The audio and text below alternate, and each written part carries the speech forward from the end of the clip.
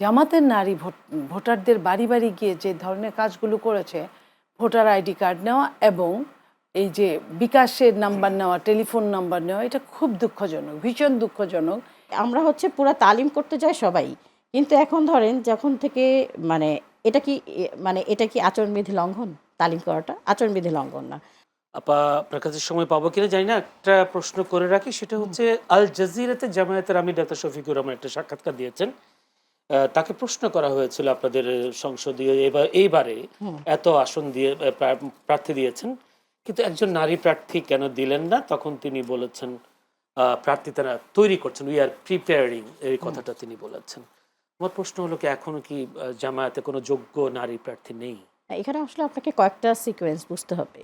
মানে এই ব্যাপার আছে, সেটা হচ্ছে 16 বছর 17 বছরের যে ফ্যাসিজমের ভিতর দিয়ে আমরা গেছি, তার কিছু আফটার ইফেক্ট আছে। আমরা কিন্তু এই কথাগুলোকে যতটা সামনে নিয়ে আসি, ওইগুলোর আফটার ইফেক্টকে সামনে নিয়ে আসি না।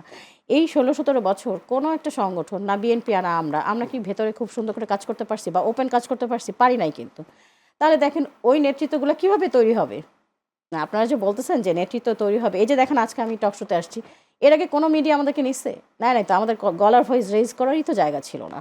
সো এমনকি আমাদেরকে গুম করা হয়েছে, খুন করা হয়েছে, আমাদেরকে বিভিন্ন জায়গায় হামলা, এমনকি মেয়েদেরকে পর্যন্ত অ্যারেস্ট করে নিয়ে গেছে কথা বলার জন্য বা ধরেন মিটিং করার জন্য।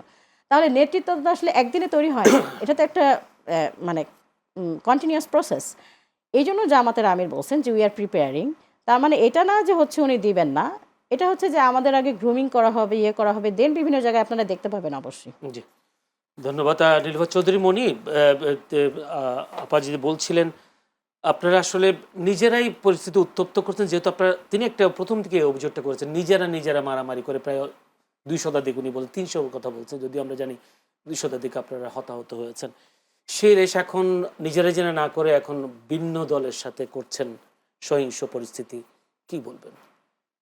দেখেন, বিএনপি নিজেরা নিজেরা মারামারি করে অস্বীকার করব না, কিন্তু বিএনপি অন্যের সাথে মারামারি করতে পারে না। তার প্রমাণ গত 15 বছর অনেক রকম কথা আমাদের শুনতে হয়েছে। বিএনপি অন্যদের সঙ্গে মারামারি করে না। বিএনপির জামাত যেভাবে ওপেন বলে যে মা বাবার কাছ থেকে, স্ত্রীর কাছ থেকে বিদায় নিয়ে আসো, দোয়া নিয়ে আসো, হ্যাঁ, বিএনপি এই ধরনের কথা কখনোই বলে না, বলার দল না। অথচ বিএনপি বিএনপি যত এটা বড় বলে দল, কিনা যে জামায়াতের নারীদেরকে পেলে বিভৎস করা হবে, এই কথা বলে শোনেন, কিনা? জামাতের নারীদের নিয়ে আমি কথা বলতে চাচ্ছিলাম না। বিএনপি যদি এই ধরনের কাজ করে থাকে তাহলে দুঃখজনক, কিন্তু জামাতের নারী ভোটারদের বাড়ি বাড়ি গিয়ে যে ধরনের কাজগুলো করেছে, ভোটার আইডি কার্ড নেওয়া এবং এই যে বিকাশের নাম্বার নেওয়া, টেলিফোন নাম্বার নেওয়া, এটা খুব দুঃখজনক, ভীষণ দুঃখজনক। এই কাজগুলো জামাতের নেতারা তাদের নারী সমর্থকদের দিয়ে, নারী কর্মীদের দিয়ে এই কাজগুলো করাচ্ছেন এবং অনেক দিন যাবত এই কাজগুলো সুকৌশলে করাচ্ছেন। 10টা বাড়ি গেলে 2টা তো বিএনপির বাড়ি পড়েই যায়। যারা নিরপেক্ষ বিএনপি তারা হয়তো বলে না গায়ে পড়ে, কিন্তু এর মধ্যে 2-1টা নেতাদের বাড়ি পড়ে যায়, যে খান থেকে খবরটা আমাদের কানে চলে আসাটা অস্বাভাবিক কিছু না। এই যে তাদের যে তালিমের নাম বলে যে নারীদেরকে দিয়ে যে ধরনের কাজগুলো করাচ্ছে, এটা শুধু নির্বাচন পরিপন্থী তাই না, এটা অমানবিক, অবিবেচক এবং আনইথিক্যাল। এখানে কোনো নৈতিকতার মিনিমাম নাই এখানে। তো রাজনীতি কি মানুষকে অনৈতিকতা শেখায়? রাজনীতি নারীদের দিয়ে, তারা যে নারীদের কথা বলে যে তারা প্রশিক্ষণ দেওয়া আছে, নারী ইলেকশনের জন্য যোগ্য না, অথচ নারী মানুষের বাড়ি বাড়ি গিয়ে বায়াস্ট করে মানুষের ফোন নাম্বার এনে মানুষকে বিকাশের টাকা দেওয়া, কি নারী কি এটা অ্যালাউ করে? এটা ধর্ম অ্যালাউ করে? এটা রাজনীতি অ্যালাউ করে? এটা প্রশিক্ষণ অ্যালাউ করে? এটা কোন দেশি রাজনীতি? আমরা তো কেউ যাই না। এই যে আমি এখন আপনার এখানে আসলাম ইলেকশনের প্রচারণা থেকে, আমরা বাড়ি যাই, বাড়ি বাড়ি যাচ্ছি, যে যখন থেকে শুরু হয়েছে 22 তারিখের পরে থেকে আমরা যাচ্ছি, আমরা সালাম দিয়ে তারেক রহমানের সালাম নিয়ে আসছি। আপনারা আগামী দিনে ধানের শীষে ভোট দিবেন, আপনারা সকাল সকাল কেন্দ্রে যাবেন এবং আমাদের জন্য দোয়া করবেন, আপনাদের আত্মীয় স্বজনদের বলবেন। এই স্রেফ এই 3-4টা লাইন, আর কোনো কিচ্ছু না। প্রতিশ্রুতি, ফ্যামিলি কার্ড যদি প্রশ্ন আসে, যদি এরকম আসে যে আপনারা কি করবেন, তখন আমরা বলি যে আমরা এই আমাদের ডিসিশন আছে, আমরা এটা সব ঘরে ঘরে যাওয়া সম্ভব না। একটু নিয়ে আসি আমাতুল্লাহ শারমিন, যদি এইভাবে বলি, উনি যে অভিযোগগুলো করেছেন, আপনারা বাসায় বাসায় গিয়ে তালিম দিচ্ছেন, যেগুলো আচরণবিধির লঙ্ঘন, অবিবেচক কাজ করছেন, মানুষের ফোন নাম্বার নিচ্ছেন, বিকাশ নাম্বার নিচ্ছেন, এই কাজগুলো আপনারা আচরণবিধির লঙ্ঘন উনি অভিযোগ করছেন, কি বলবেন? আচ্ছা, ১ নম্বর কোয়েশ্চেন যেটা সেটা হচ্ছে যে তালিম দিলে আমরা আচরণ বিধি লঙ্ঘন করছি। আসলে এটা জামাতের একটা কন্টিনিউ প্রসেস। এটা আসলে এখন নতুন করে হচ্ছে বিষয়টা এরকম না।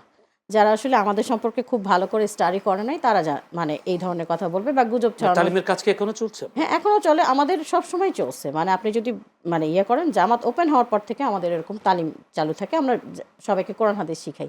এটা আমাদের মেইন এজেন্ডা অ্যাকচুয়ালি। জামাতে যদি বলে থাকেন যে মেইন কাজ কোনটা, তাহলে তো আমরা ইসলামের দাওয়াত দিই, এটা তো আমরা ওপেন বলি, সব জায়গায় বলি। এটা তো গুপ্ত বা বিএনপির সুপ্ত পক্ষ থেকে কোনো ব্যাপার না। বলা হয়, অভিযোগ বলা হয় যে আপনারা সেই কোরআন হাদিসের ফাঁকে ফাঁকে ভোটের কথা। না, না, ভোটের কথা বলি, আমরা হচ্ছে পুরা তালিম করতে যাই সবাই। কিন্তু এখন ধরেন যখন থেকে মানে এটা কি আচরণবিধি লঙ্ঘন? তালিম করাটা আচরণবিধি লঙ্ঘন না। ২ নম্বর হচ্ছে আমি ভোট চাইতে যাই, তারপরে কি করি সেটা আপনি বলতে পারেন যে ওখানে আমি কোনো আচরণবিধি লঙ্ঘন করছি কিনা। সেখানে কোনো একটা প্রুফ দেখাতে পারবেন আচরণবিধি লঙ্ঘন করছে। বরং আমি আপুর একটা কোয়েশ্চেনের অ্যান্সার দিই, সেটা হচ্ছে যে উনি যে বলছেন যে বিকাশ নাম্বার নিয়ে যাচ্ছে, আপনি কোনো একটা স্ক্রিনশট অথবা এভিডেন্স দেখাইতে পারবেন না। কিন্তু আমি এভিডেন্স বলি, সেটা হচ্ছে চিটাগাং ৪ নির্বাচন পরিচালনা কমিটি, তারা ওখান থেকে বিকাশ নাম্বার শুধু নিয়েই আসে নাই, টাকাও গ্রহণ করছে, সেটা রিসিট এই যে। তা আমার কথা হচ্ছে যে আপনি এভিডেন্স ছাড়া কথা বলবেন না এই যুগে এসে, যখন 2026। কারণ হচ্ছে সবার হাতে মোবাইল আছে, সবার হাতেই আছে।